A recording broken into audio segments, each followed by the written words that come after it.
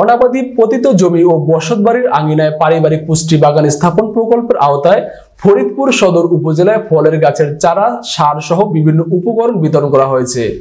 ফরিদপুর সদর উপজেলা কৃষি সম্প্রসারণ অধিদপ্তরের বাস্তবায়নে বুধবার বেলা 12:30টার দিকে সদর উপজেলা পরিষদ চত্বরে এসব উপকরণ বিতরণ করা হয়।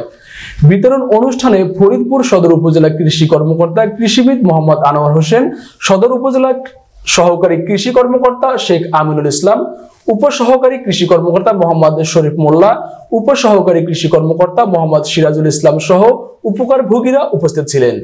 এ সময় ফরিদপুর সদর উপজেলার 82টি পরিবারকে ভিটামিন সি জাতীয় বিভিন্ন ফলের চারা, বীজ, সার, নেট জাল সহ বিভিন্ন উপকরণ বিতরণ করা হয়। ফরিদপুর সদর উপজেলা কৃষি কর্মকর্তা কৃষিবিদ মোহাম্মদ আনোয়ার হোসেন বলেন, অনাবাদি পতিত জমি ও বসতবাড়ির আঙিনায় পারিবারিক পুষ্টি বাগান প্রকল্পের অধীনে আজ আমরা 82টি পরিবারকে এই সহায়তা দিয়েছি। এ পর্যন্ত ফরিদপুর পৌরসভা সহ সদর উপজেলায় 11টি ইউনিয়নের 1200 পরিবারকে চারা সহ বিভিন্ন উপকরণ সহায়তা দেওয়া হয়েছে। এর ফলে উপকরণ সহায়তা পাওয়ার পরিবারগুলোর পুষ্টি চাহিদা পূরণের পাশাপাশি আর্থিকভাবে লাভবান হবে বলে জানান তিনি। গর্তের মধ্যে পর্যাপ্ত পরিমাণে জৈব সার দিতে হবে, রাসায়নিক সার না দিলেও চলবে। কোনো রাসায়নিক সার দেওয়া লাগবে না, পর্যাপ্ত পরিমাণে জৈব সার দেবেন। এই যে জৈব সারটা দেওয়া হয়েছে ভার্মি কম্পোস্ট, এটা অনেক উন্নত মানের জৈব সার। এটা যদি এক একটা গর্তে কেজি 2 এর পরিমাণ দেন বা 1.5 কেজি 1 কেজি পরিমাণ দেন যথেষ্ট। তবে আপনার বাড়ির পাশে যে পচা গোবর আছে সেটা অবশ্যই দিবেন। আচ্ছা, এবার গর্ত রেডি করা হলো, এবার গাছটা লাগানোর পালা। গাছটা লাগানোর জন্য প্রথমে পলিথিনটা খুলতে হবে, এমনভাবে খুলতে হবে যাতে গোড়ার মাটিটা খুলে না যায়। যদি খুলে যায় তখন কি করবেন?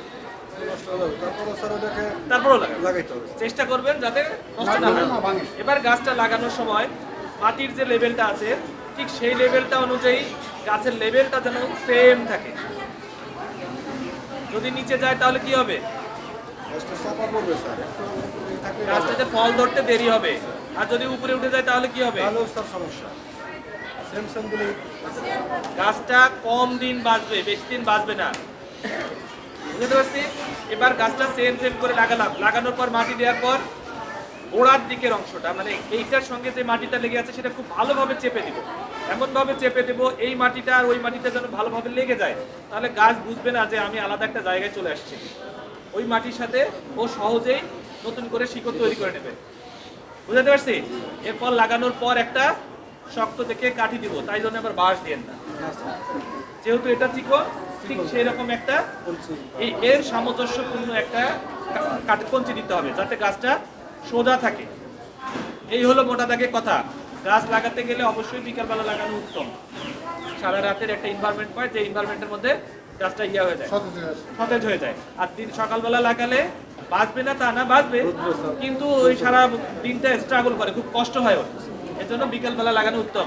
গাছ লাগানোর ব্যাপারে কোনো তথ্য জানার আছে? ডালটা যখন একটুখানি বড় হবে, এই পাতাটা বের হবে, কেটে দেবেন। মানে শেষ হবে তখন কেটে দেবেন। তাহলে ওইখান থেকে আবার 3টা করে ডাল বের হবে। এখান থেকে 3টা, এখান থেকে 3টা, তাহলে কয়টা হলো? এখানে 6টা ডাল হয়ে যাবে বা 8টা ডাল হয়ে যাবে। তখন গাছ অনেক গোপালতে অবশ্যই যেন ফাঁকা থাকে ওদের মধ্যে। গাছের তলায় যদি গাছ লাগান তাহলে কি হবে? গাছটা লিকলিকে হবে, হ্যাঁ, শুধু গাছই হবে, লিকলিকে হবে, ঠাই করে লম্বা হয়ে যাবে, কিন্তু সেই গাছে আর ফল ধরবে না। আর তখন কৃষি অফিসেরও দোষ দিতে পারবে না। কারণ আমাদের একটা চরম দোষ বাঙালি জাতির, নিজের দোষ না খুঁজে মানুষের দোষ খোঁজা। ওই এখান থেকে যা কিছু দিচ্ছে, ওই অফিস থেকে দিচ্ছে, ওই থেকে ভালো হয়। নিজের যে দোষ আমি ঠিক মতো লাগাইনি, এইটা আর পাইনি, নিজের দোষটা আমরা কেউ খুঁজি না। যাই হোক, আমাদের দায়িত্ব আপনাদেরকে জানাই দেওয়া, আমি সবকিছু জানাই দিলাম।